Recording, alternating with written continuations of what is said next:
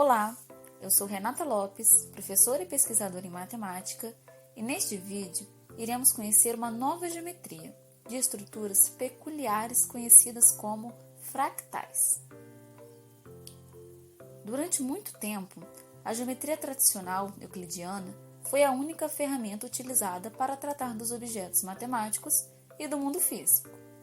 Desde criança, realizamos atividades de associar objetos a formas geométricas. Por exemplo, associamos uma bola de basquete a uma esfera, a casquinha de um sorvete a um cone, um dado associamos a um cubo, uma pipa a um losango, uma nota de dinheiro associamos a um retângulo, e muitos outros exemplos. Contudo, há algumas formas em que a associação não é assim tão evidente e pode causar um certo desconforto.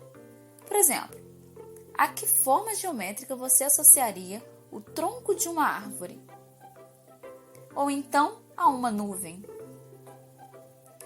E a um brócolis? Ou ainda a um cristal de gelo? Bem, o motivo dessa dificuldade é justamente porque a natureza exibe não apenas um grau mais elevado, mas também um nível de complexidade completamente diferente. Foi eu dizer que nuvens não são esferas, montanhas não são cones, linhas costeiras não são círculos e uma casca de árvore não é lisa, tampouco um feixe de luz viaja em linha reta que Benoit Mandelbrot introduziu em 1975 todo um estudo acerca de objetos muito específicos e interessantes e deu a eles o nome de fractais. Benoit Mandelbrot, matemático e economista francês, cunhou a palavra fractal do adjetivo latino fractus. O verbo latino correspondente, frangere, significa quebrar, criar fragmentos irregulares. Portanto, além de significar fragmentado, pode também significar irregular. Enquanto a geometria euclidiana envolve o estudo de formas exatas, como círculos, ângulos e linhas retas regulares, a geometria dos fractais é capaz de ampliar essa visão, criando modelos que representam de maneira mais fiel as formas e fenômenos da natureza. Portanto, a geometria fractal introduz uma relação entre esses objetos sobre uma outra perspectiva e, de certa forma, pode ser entendida como uma nova linguagem que melhor trata coisas que já conhecemos. Bem, sabemos o significado etimológico do termo fractal. Mas agora vamos pensar. Por que criar um novo ramo específico para tratar essas formas? E afinal, o que tem de especial nelas que as diferenciam das formas estudadas até então na geometria euclidiana? Enfim, muitas perguntas, né? Vamos começar a respondê-las. Primeiramente, devemos dizer que não é tão simples apresentar uma definição formal e definitiva do que venha a ser um fractal. Mas existem algumas ideias gerais, algumas características comuns sobre as quais é possível construir uma boa ideia do que são. Logo, nas palavras de Bansley, os fractais não são definidos por uma pequena definição formal, mas pelas diversas figuras e contextos que se referem a eles. A primeira dessas características é a mais notável, pois reside no seu visual. Vamos tomar como exemplo a seguinte figura.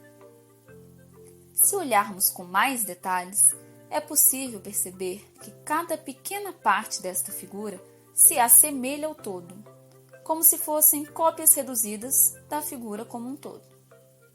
Essa característica é o que chamamos de autossimilaridade. Isso demonstra que os fractais envolvem olhar mais de perto e enxergar mais detalhes, os fractais têm tudo a ver com saliências que escondem outras saliências, com curvas que conduzem a mais curvas e átomos que se desdobram em universos.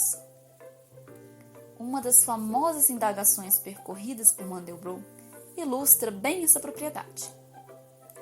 Que extensão tem o litoral da Grã-Bretanha? A resposta para isso? Depende. Depende do instrumento de medição. Por exemplo, vamos imaginar um homem caminhando ao longo da costa, percorrendo o caminho mais curto possível e não se afastando da linha costeira mais do que uma dada distância. Depois, se repete o processo, tornando a distância do homem à costa cada vez menor. Em seguida, substitui-se o nosso homem por um rato. Depois, por uma formiga. E assim por diante. Mais uma vez, quanto mais próximo o animal se mantiver da costa, mais longa será, inevitavelmente, a distância percorrida. Com esse exemplo, então, Mandelbrot ilustra a noção de escala, e o que se observa é que existe uma dependência de escala, em que o valor medido se altera conforme variamos a métrica.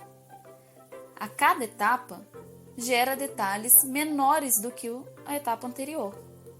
Assim, ele descobriu que qualquer segmento do litoral é, de certo grau, autossemelhante ao litoral inteiro. Então, resumindo, um objeto autossemelhante geralmente é um fractal, mas nem todos os fractais são autossemelhantes. Um fractal é definido pela irregularidade que precisa existir em todas as escalas.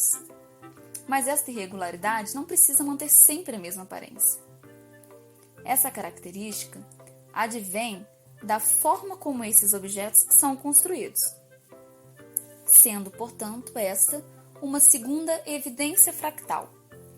Veremos mais à frente que elas são obtidas através de processos iterativos, ou seja, um mesmo processo matemático que é repetido indefinidamente.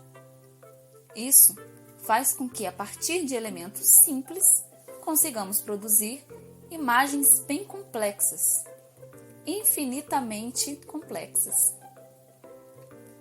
A terceira e última característica que falaremos é a sua dimensão.